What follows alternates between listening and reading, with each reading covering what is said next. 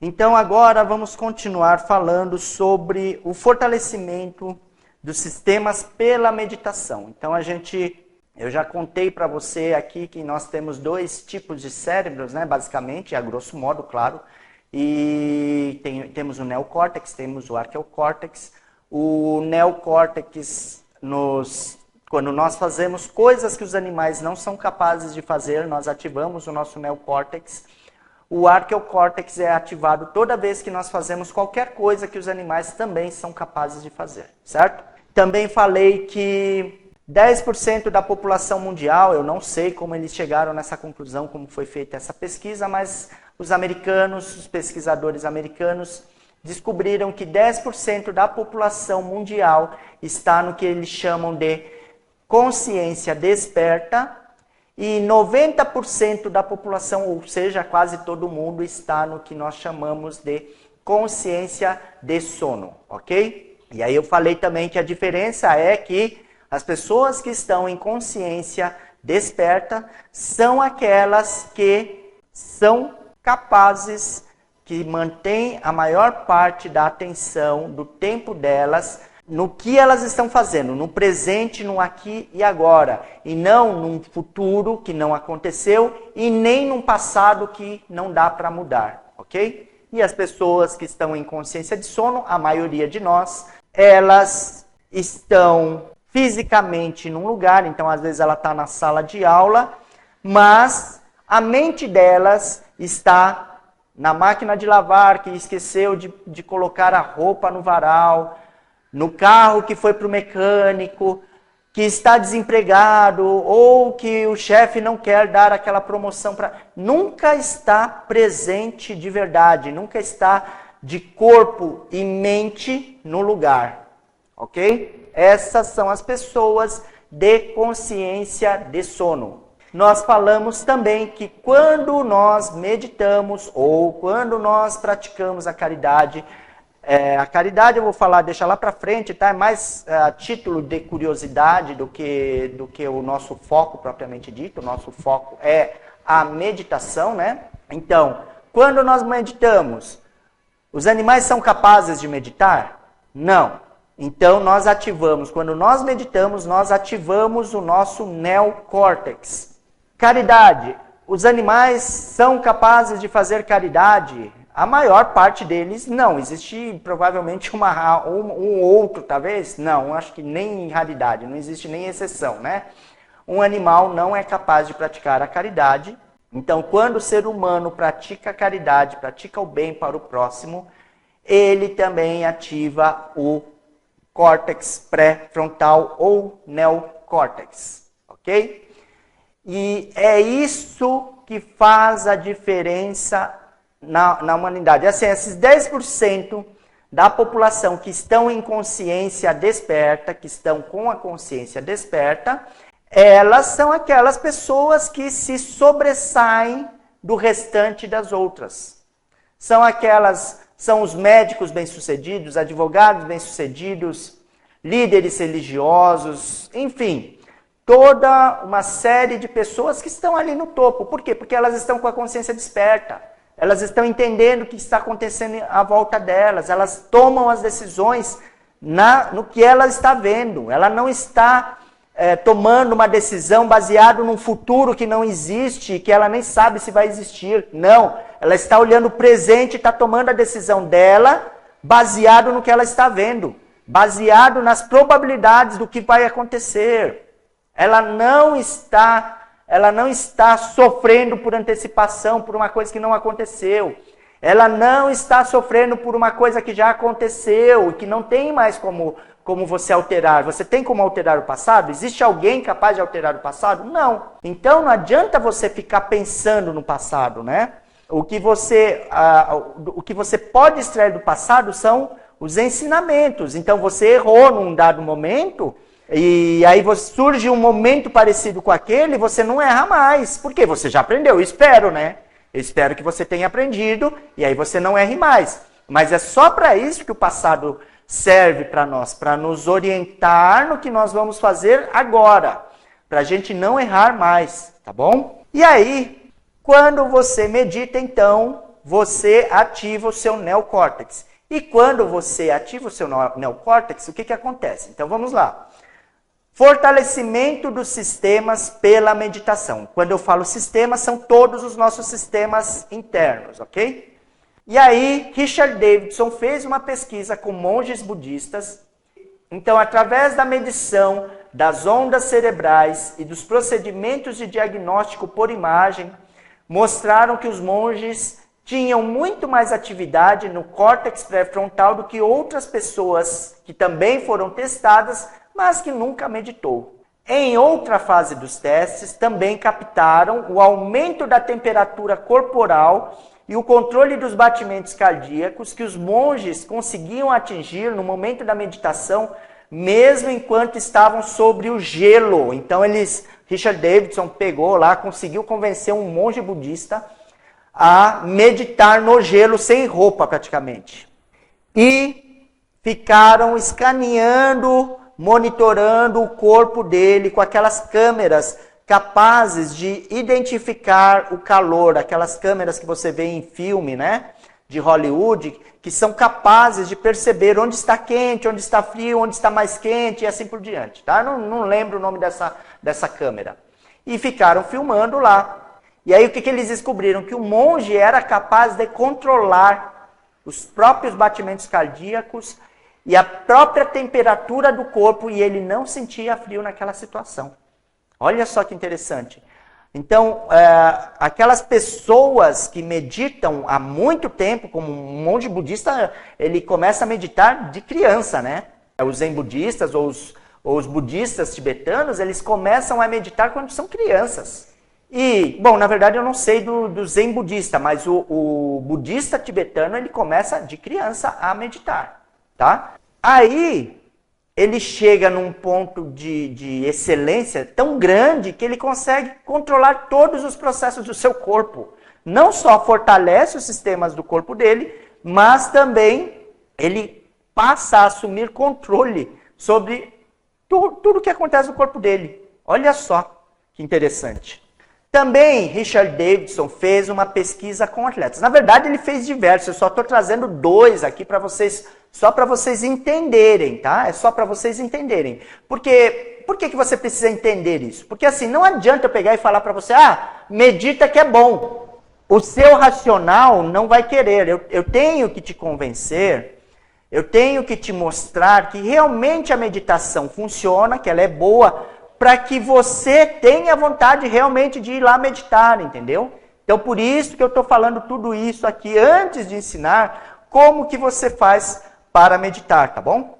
Então, Richard Davidson fez também uma pesquisa com atletas. O que ele fez? Ele pegou 2 grupos de atletas, os 2 grupos tinham performance equivalente, ou seja, você botava os 2 grupos na pista, os 2 ficavam se revezando entre o primeiro e o segundo lugar, tá? Então eles tinham performances equivalentes.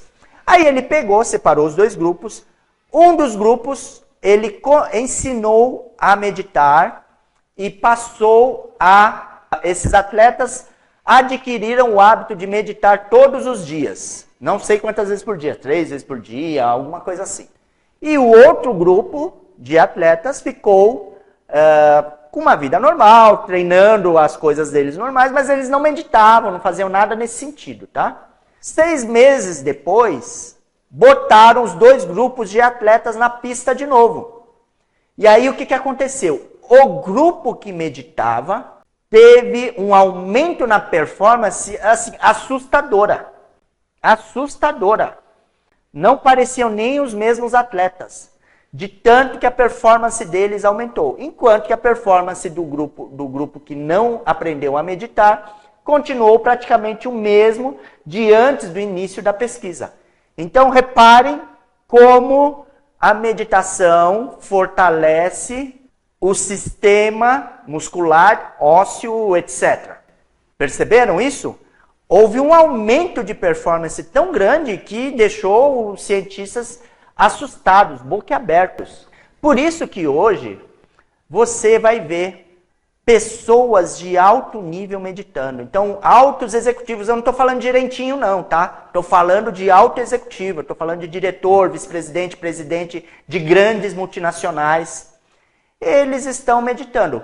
Não sei se todos, tá? Mas quem entendeu isso, quem tem essa informação, que sabe o quanto a meditação melhora a nossa performance em qualquer área, inclusive nos estudos, inclusive nos negócios, inclusive no atletismo, qualquer coisa, está meditando todos os dias. Adquiriu o hábito de meditar. Se não adquiriu, está tentando começar a adquirir, porque entendeu que é importante. Mas assim, hoje nós temos os cientistas, Richard Davidson, como eu falei lá no começo, ele é de Harvard. Ele é PhD de Harvard, né? E é um nome, assim, ele está entre os 100 maiores nomes da ciência hoje. Ele está entre os 100 maiores cientistas do mundo hoje. Então, ele não é um cara qualquer. Então, essas pessoas que estão no topo, elas dão atenção para isso. Por quê? Porque elas perceberam, elas entenderam que realmente a meditação leva você a uma performance muito melhor em tudo. Ok? Então, a meditação ativa o seu neocórtex. A ativação do nosso neocórtex melhora todos os sistemas de todo o nosso corpo. Tudo em nós melhora. Tá bom? Aí, eu falei para você da caridade, né? Você deve ter até no começo falado, peraí, agora vai começar uma pregação, é isso, né? Não é uma pregação, tá? É o seguinte, o Richard Davidson, ele pegou e fez uma outra pesquisa.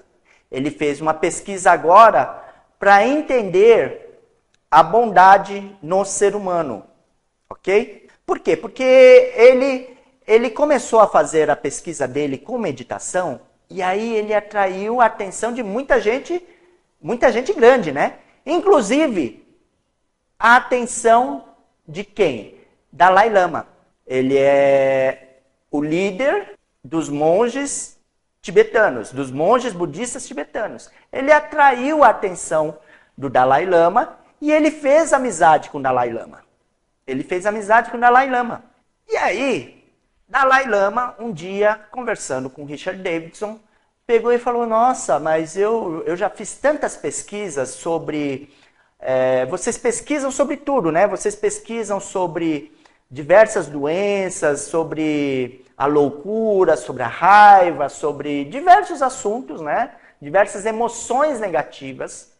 Mas eu não encontrei ainda nenhuma pesquisa no mundo inteiro que fale sobre a bondade.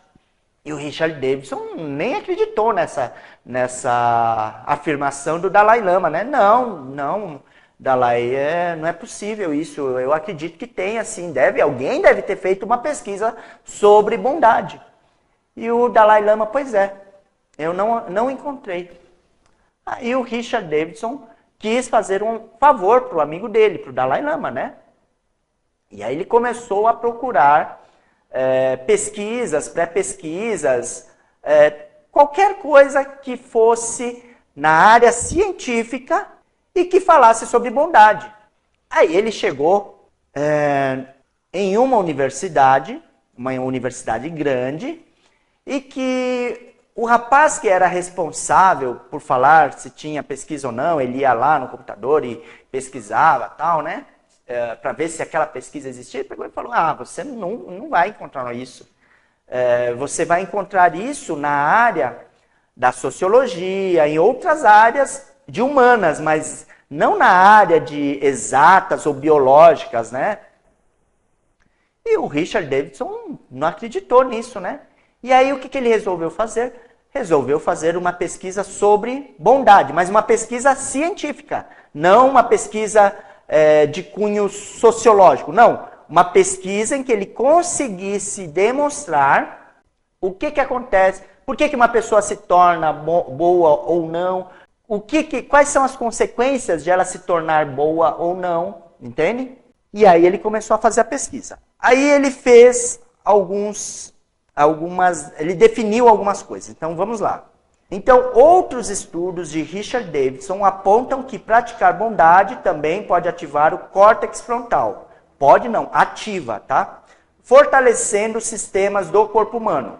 Em uma pesquisa realizada com 2 grupos de crianças, uma com atitudes de ternura, gentileza e bondade, eu já explico o que é cada uma, tá? Como que ele definiu isso na pesquisa dele. E outra sem estímulos, ou seja, um outro grupo de crianças que continuou vivendo do mesmo jeito que elas estavam vivendo antes. E aí o que ele conseguiu? Ele mostrou que o primeiro grupo, que é o grupo lá que foi estimulada a desenvolver a ternura, a gentileza e a bondade, tá? Elas tiveram o córtex pré-frontal ativado, assim como os monges também tinham quando eles meditavam. Ou, na verdade, depois, com o tempo todo, eles ficam com o neocórtex ativado. Então, vamos lá. Ternura. O que é ternura? Ternura, essas são as definições que ele colocou na pesquisa dele. Por quê? Porque ele tem que definir com precisão, para que não tenha dúvida sobre o que está acontecendo. Então, ternura. Ternura é quando você faz o bem para alguém que você gosta. Então, você ajuda sua mãe, você ajuda seu filho, sua filha, você ajuda sua esposa, seu esposo. Quando você faz o bem para alguém que você ama, ele definiu como ternura.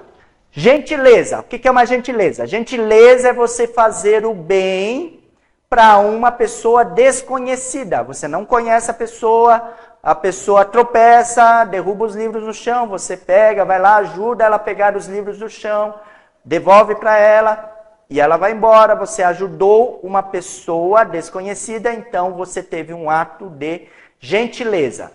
Bondade. Bondade ele definiu da seguinte forma, ele definiu quando você faz o bem até para o seu inimigo. Quando você faz o bem para o seu inimigo, ok?